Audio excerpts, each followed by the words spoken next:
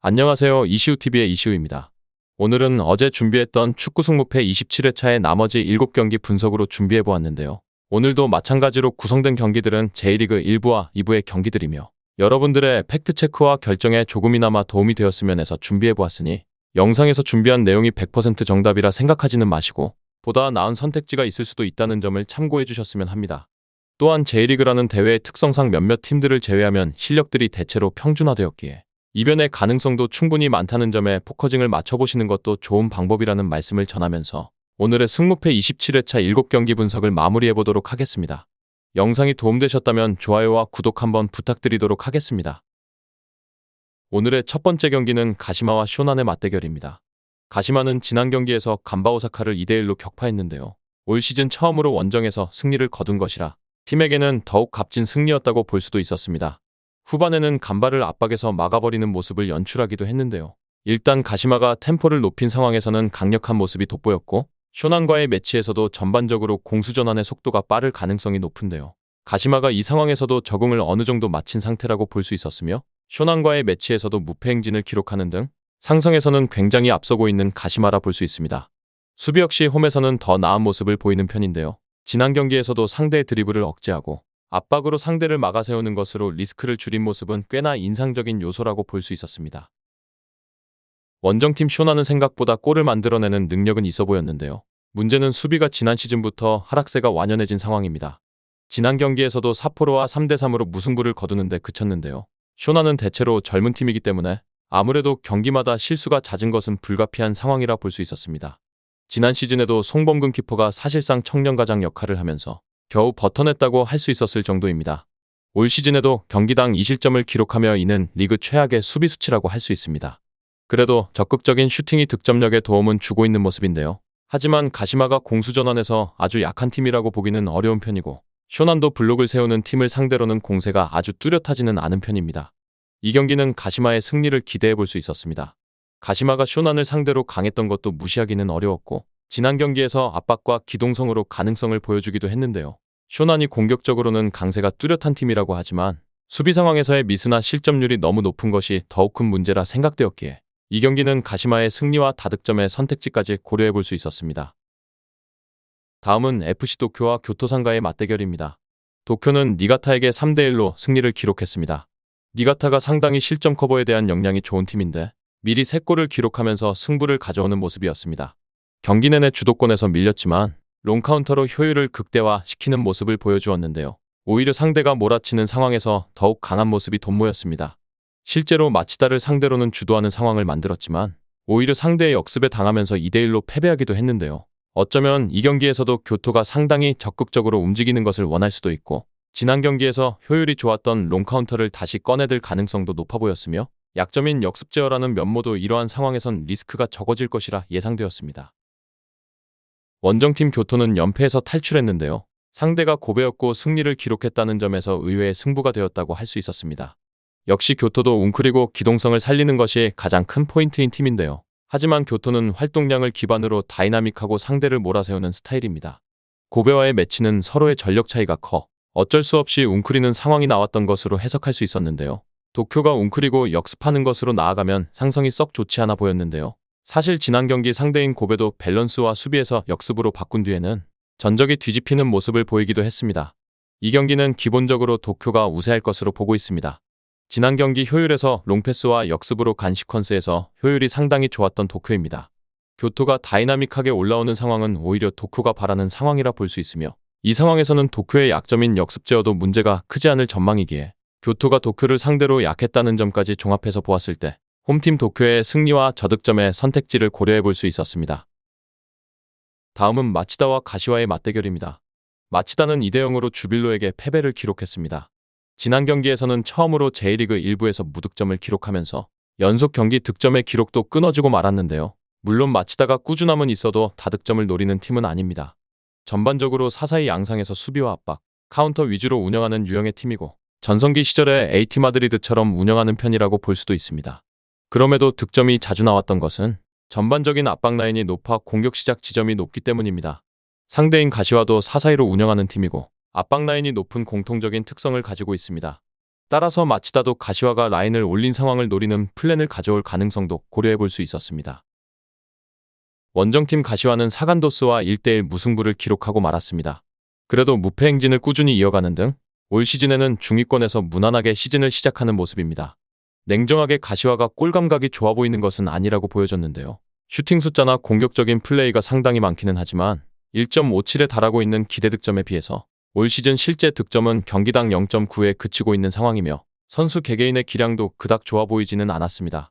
물론 사사이 양상의 압박과 간격 유지는 큰 장점인데요. 이를 바탕으로 신승 양상을 만드는 데 능한 편인데 다만 공격 횟수 자체가 많지는 않기 때문에 순간적으로 보이는 뒷공간이나 허점이 없지는 않을 것으로 볼 여지는 충분했습니다. 이 경기는 저득점 양상에서 무승부나 마치다의 신승을 기대해 볼 수 있었습니다. 두 팀이 수비가 강한 팀이라는 인식이 있지만 마냥 템백을 가동하는 팀이라고 보기는 어려운 것이 사실입니다. 결국 가시화가 순간적으로 라인을 올라간 틈을 마치다가 뚫어버리는 것도 가능한 상황이라 보여지는 만큼 홈팀의 승리와 더불어 무승부의 복수 선택지까지 고려해 볼 수 있었습니다. 다음은 사간도스와 도쿄베르디의 맞대결입니다. 사간도스는 강등권을 탈출하기 위해서 사력을 다하고 있습니다. 지난 경기에서는 일단 가시화와 1대1로 무승부를 기록하며 승점 확보에는 성공했는데요. 수비가 최근에는 조금씩 나아지는 모습을 선보이고 있는 사간도스입니다. 다만 구마모토나 가시화나 공격에서는 기복이 상당히 큰 편이고 사간도스의 수비의 난이도가 아주 높다고 볼 수는 없었습니다. 오히려 적극적으로 움직이는 특성상 사간도스는 틈을 상당히 많이 내주는 편이라 할 수 있습니다. 올 시즌 기대 실점은 경기당 1.9를 기록 중이며 이 수치는 리그에서 세 번째로 높은 수치입니다. 문제는 올 시즌 사간도스가 적극적으로 움직이는 만큼의 효율을 내지 못하고 있다는 점인데요. 슈팅 숫자도 리그에서 최소 3위로 공격과 수비에서 모두 개선이 필요해 보이는 상황입니다. 베르디는 승점을 정립하는 페이스가 괜찮은 편인데요. 최근 4연속 무승부를 기록 중이며 잔류를 해야 하는 목적이 있는 상황에서는 지지 않는 것이 중요하다고 볼 수 있습니다. 베르디는 전반적으로 지키고 역습하는 것으로 가닥을 잡는 팀인데요. 감독의 성향과 평판 자체가 수비와 역습으로 하위권 팀을 중위권 수준으로 올릴 수 있다는 평가를 받고 있습니다. 시즌 초반에는 극장골을 연이어 허용하면서 이것이 유명무실해질 위기에 처했지만 현재는 3경기 무실점으로 꽤 나아진 모습을 보여주고 있습니다. 상대의 블록을 구성하는 것에는 어려움이 있지만 상대를 전진하지 못하게 하거나 높은 위치에서 공을 빼앗는 압박으로 적응을 마쳤는데요. 물론 10개가 넘는 슈팅에도 한 골을 넣는 것을 벅차하던 결정력에서는 여전히 아쉬움이 남아있는 베르디라 할 수 있습니다. 이 경기는 저득점의 양상과 베르디의 승리를 기대해 볼 수 있었습니다. 사간도스가 공격과 수비에서 모두 문제를 드러내고 있다고 봐야 했으며 베르디의 결정력 난조도 어느 정도 염두해야 하지만 베르디도 수비가 최근에는 안정세를 드러내고 있고 수비와 역습으로 적극적인 사간도스를 공략할 가능성이 높아 보이는 만큼 이 경기는 원정팀 베르디의 승리와 저득점을 채택해 보도록 하겠습니다. 다음은 가와사키와 우라와의 맞대결입니다. 가와사키는 지난 경기에서 히로시마와 2대2 무승부를 기록했습니다. 오랜만에 골이 터지는 모습을 보여주었지만 히로시마의 전력에 결국 무승부로 만족을 해야 했는데요. 확실히 가와사키는 압박에 취약한 모습이 또렷했습니다. 전반에는 상대의 높은 압박에 고전을 면치 못했는데요. 후반전에 히로시마의 압박 강도가 낮아지자 겨우 2골을 기록했었고 베르디와의 매치에서도 무실점에는 성공했지만 높은 압박과 역습에서 슈팅을 내주는 약점을 노출하기도 했습니다. 우라와가 역습 성향이 상당히 강한 편이고 가와사키는 우라와를 매우 어려워했던 전력이라고 할 수도 있으며 아무래도 활동량이 리그에서 최하위급으로 낮아 상대의 역습에 따라가는 역량이 부족한 것도 사실인 가와사키입니다. 우라와는 2대1로 나고야를 격파했는데요. 우라와의 플레이는 전반적으로 수비와 역습인데 지난 경기에서는 꽤나 공격적인 플레이를 선보이기도 했습니다. 지난 경기에서 우라와가 가닥을 잡은 것은 무엇보다도 높은 압박이었는데요. 이 상황에서 상대의 실책을 유발한 것이 선제골로 이어지기도 했습니다. 가와사키를 상대로도 해당 양상이 효과를 볼 가능성은 충분해 보였고 기본적으로 센터백인 슐트가 있는 상황에서는 수비에도 자신이 있으니 우라와도 과감하게 나올 수 있었던 셈입니다. 앞서 말씀드린 것처럼 중앙 블록과 역습으로 가와사키를 잘 상대했던 우라와이며 특히 22년 여름 이후로는 가와사키에게 무패를 기록하기도 했던 원정팀입니다. 이 경기는 우라와가 이길 가능성도 있다고 보여졌는데요. 가와사키가 압박에 상당히 버거워하는 모습이고 지난 경기 우라와가 가닥을 잡은 것이 높은 위치에서의 압박이었다는 점에 중요한 대목이라 할 수 있습니다.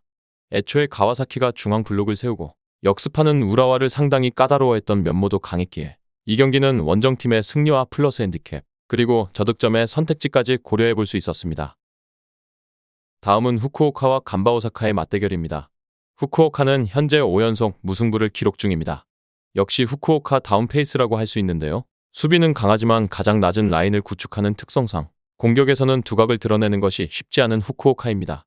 다만 히로시마를 상대로도 슈팅을 맹폭당한 상황에서도 1대1로 무승부를 기록했다는 점은 높게 살 수 있었는데요. 웬만한 슈팅 생성 능력이나 공수전환으로 후쿠오카의 방패에 흠집을 내는 것을 어렵다고 해석할 수도 있었고, 그나마 중원에서 공을 유기적으로 돌릴 수 있는 팀을 상대로는 약한 편인데 간바는 중앙 공격의 비중이 아주 높지는 않은 편이기에 오히려 간바가 올라오는 것을 끊고 역습을 통해 신승 양상을 가져오는 경우도 자주 있었던 후쿠오카입니다. 간바 오사카는 가시마에게 2대1로 패배를 기록했는데요. 상대가 원정에서는 아주 약한 팀이었기 때문에 나름대로 충격적인 상황이었다고 볼 여지는 충분했습니다.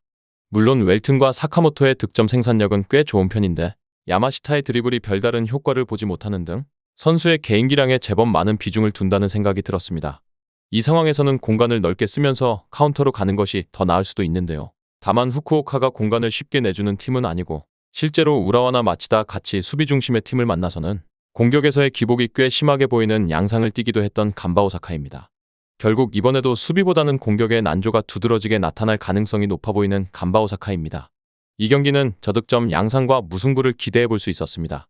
물론 후쿠오카가 카운터로 간바의 틈을 비집고 들어가는 경우도 있어서 홈팀의 승리에 분산해서 선택하시는 것도 합리적이라고 생각할 수 있었는데요. 그래도 간바도 공수전환으로 수비 복귀에서 좋은 모습을 보여주고 있는 만큼 무승부의 가능성도 고려해 보시는 것을 추천드리도록 하겠습니다. 다음은 이와키와 지바의 맞대결입니다. 이와키는 2연승을 기록했습니다. 잠시 하락세를 겪은 상황이었지만 연승으로 금세 순위를 5위라는 꽤 좋은 자리에 위치할 수 있게 된 상황입니다. 일단 강호인 요코하마 FC와 시미즈 같은 팀을 상대로는 수비가 돌파를 당하는 모습을 노출했었는데요. 다만 강하게 전방에 힘을 실어주는 상황에서 약체들이 유려하게 풀어가지 못하게 하는 데에는 일가견이 있는 이와키입니다. 자신들이 압박당하는 상황에서 오히려 약한 편이며 물론 지바가 매우 공격적으로 플레이를 하는 팀이라는 점은 감안해야 했습니다.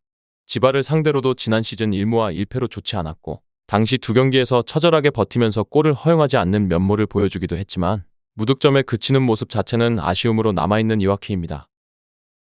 지바는 지난 경기에서 2대0으로 센다이를 격파했습니다. 지난 경기에서는 지바가 보여줄 수 있는 공격적인 플레이가 잘 통했다고 볼 수 있었는데요. 확실히 상대에 따라서 공격력의 기복은 어느 정도 존재했습니다. 하지만 전반적으로 패스가 잘 돌아가는 상황에서는 공격적으로 성과가 상당히 잘 나오는 편이라고 할 수 있는 지바입니다. 특히 지바가 꺼려하는 스타일은 템백 양상에 가까운데요. 이와키는 이런 유형의 팀이라고 보기는 어렵습니다. 높은 라인이나 수비진의 전반적인 집중력이 좋은 팀은 아니지만 단기적으로는 최근 5경기 3실점으로 준수한 편이며 현재는 시도하는 압박의 효율이 어느 정도 준수한 모습의 지바라고 할 수 있습니다. 이 경기는 원정팀 지바가 승리할 수 있다고 예상되었는데요. 이와키나 지바가 모두 압박과 공격적인 스타일을 유지하는 편인데 이와키가 지바보다는 압박에 대응하는 능력이 더딘 편이고 지난 시즌에도 지바에게 꽤 고전하는 양상이 짙었던 이와키입니다. 최근 요코하마와 시미즈 등 공격적인 운영의 팀에게도 난전 끝에 패하는 면모를 보여주기도 했던 이와키이기에 이 경기는 원정팀 지바의 승리와 다득점 쪽 접근을 예상해 볼 수 있었습니다. 정확한 배당 변동에 따른 실시간 추적과 최종 예측은 배팅 마감 직전까지 이루어져야 합니다. 위 부분을 참고하는 배팅이 아닌 더 근시적인 결과는 배당률 흐름의 변화 및 경기 시작 전 결장자 정보에 따라 변동될 수 있습니다. 함께 배팅으로 더 효율적인 승률을 만들고자 만들어낸 채널입니다. 모든 경기를 영상에 담아내기에 한계가 있습니다. 이외 다른 경기들의 정보와 결과 예측 및 더 많은 도움이 필요하시다면 분석방으로 언제든지 연락주세요. 최선을 다해 보이겠습니다.